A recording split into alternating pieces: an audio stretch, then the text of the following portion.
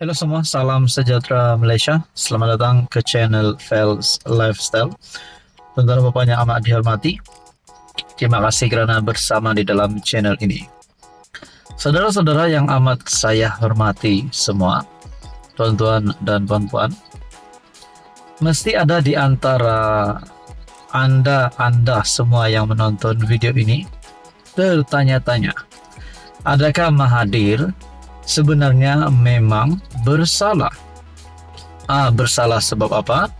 Sebab sebelum ini kita pernah mendengar kenyataan Anwar Ibrahim, Perdana Menteri, berkaitan dengan ada bekas pemimpin negara yang mencuri ataupun menyakau berbilion-bilion untuk kroni dan keluarga.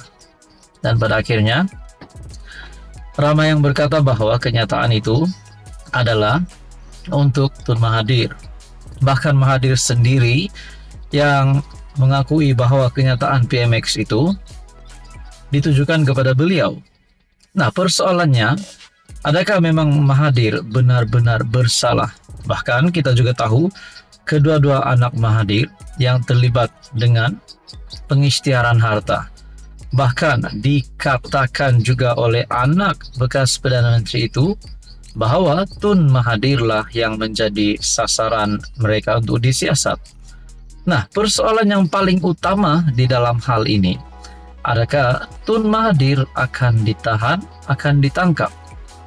Walaupun ada beberapa pemerhati politik yang saya lihat yang bercakap bahwa Mahathir kritikal. Kritikal bukan kerana sakit, tapi kritikal di dalam keadaan politiknya. Apakah tidak sudah kalah pada PRU15 yang lepas dan satu kerusi pun mereka tidak dapat.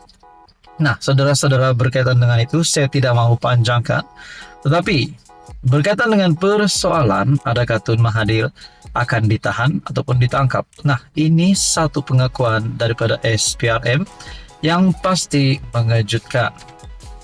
Melalui satu perkongsian artikel daripada Malaysia kini, SPRM belum lagi berhasrat tahan Dr. Mahathir, kata Azam Baki. Diterbitkan pada 7 Mei. Ketua Pesuruhjaya SPRM, Tan Sri Azam Baki, berkata pihaknya tidak lagi berhasrat untuk menahan Dr. Mahathir berhubung isu pengisytiharan harta. Katanya, ini kerana siasatan terhadap bekas Perdana Menteri itu masih berjalan. Maknanya Tun Mahathir hari ini masih disiasat. Itu tak ada lagi. Kita tak ada hasrat untuk menahan beliau. Siasatan masih terus dijalankan. Katanya ketika ditemui pemberita selepas peluncuran strategi pembanterasan rasuah nasional 2024 hingga 2028 di Putrajaya. Pada 25 April lalu, Azam berkata, bekas ahli parlimen Langkawi itu adalah antara individu yang disiasat berhubung isu pengisytiharan harta. Susulan penyiasatan itu, kedua-dua anaknya Mirzan dan Mauzani juga diberi notis untuk mengisytiharkan harta dalam tempo yang dinyatakan dalam notis di bawah Seksyen 36 Akta SPRM 2009. Pada 18 Januari, SPRM meminta kedua-dua mereka mengisytiharkan segala aset ahli dan tidak ahli yang berada dalam pegangan sama ada di dalam atau di luar negara dalam tempo 30 hari dari tarik notis. Mauzani disiasat mengikut Akta SPRM 2009 dan Akta Pencegahan Pengubahan Wang Haram, Pencegahan Pembiayaan Keganasan dan Hasil daripada Aktiviti Haram 2001. Nah, saudara-saudara yang amat dihormati, mungkin persoalannya adalah adakah sedikit sebanyak selepas Mauzani dan Mirzan yang terlibat dengan pengisytiharan harta ini akan menurunkan ataupun akan memberikan kesan yang negatif kepada perniagaan Tun Dr. Mahathir ataupun anaknya sendiri. Nah, adakah ini menjadi satu berita yang amat buruk sekiranya perkara ini boleh membawa kepada bankruptcy ataupun membawa kepada anak Mahathir bankrupt. Kalaulah perkara ini benar, itu menjadi persoalannya lah. Mungkin ada yang melihat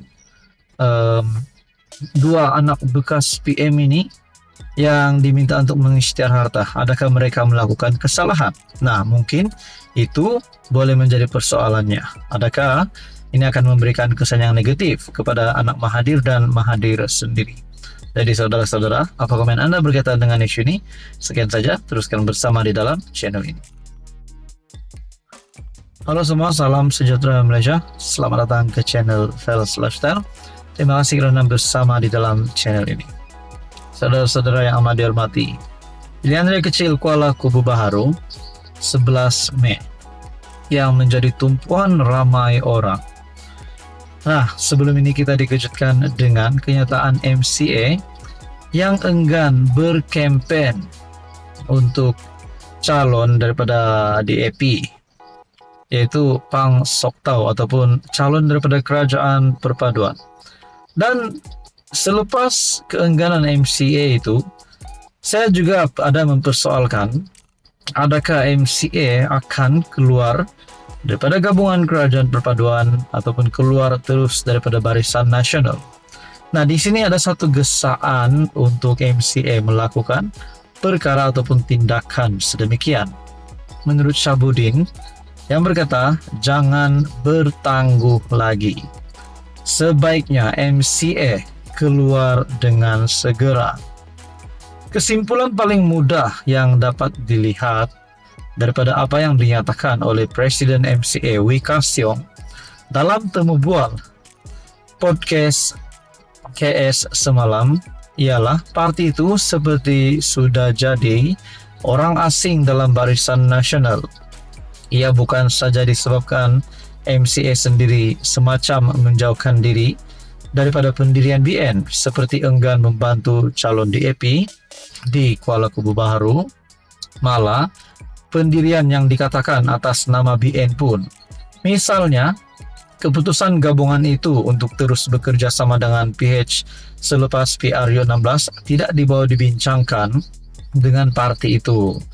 Dengan itu, Wee membayangkan jika BN tetap dengan keputusan untuk bekerja sama dengan PH, yang bermakna bersama dengan DAP pada PRU16 akan datang, maka MCA tidak teragak-agak untuk bertanding secara sendirian.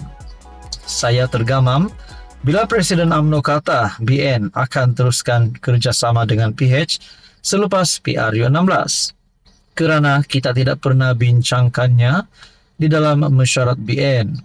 Sejak bila ketetapan ini belum ada, tak pernah dibincangkan pun, dan bagi saya ia hanya cadangan Presiden UMNO, katanya. Wee berkata kiranya UMNO berdegil untuk tetap cium mulut bersama DAP pada PRU16, partinya tidak akan teragak-agak bergerak solo. Wow. Kalau sebarang keputusan dibuat secara unilateral, sebelah pihak MCA akan berkecuali. Kalau sesama kita ada parti komponen dah lari nak memeluk orang lain ke apa? Nah, saudara-saudara, persoalannya adakah MCA nak keluar daripada Barisan Nasional sekaligus keluar kerajaan? Adakah MCA di sini akan bergerak solo selepas ini ataupun mungkin menyertai parti daripada pembangkang? Nah, itu menjadi persoalannya lah. Jadi saudara-saudara, apa komen Anda? Sekian saja, teruskan bersama di dalam channel ini.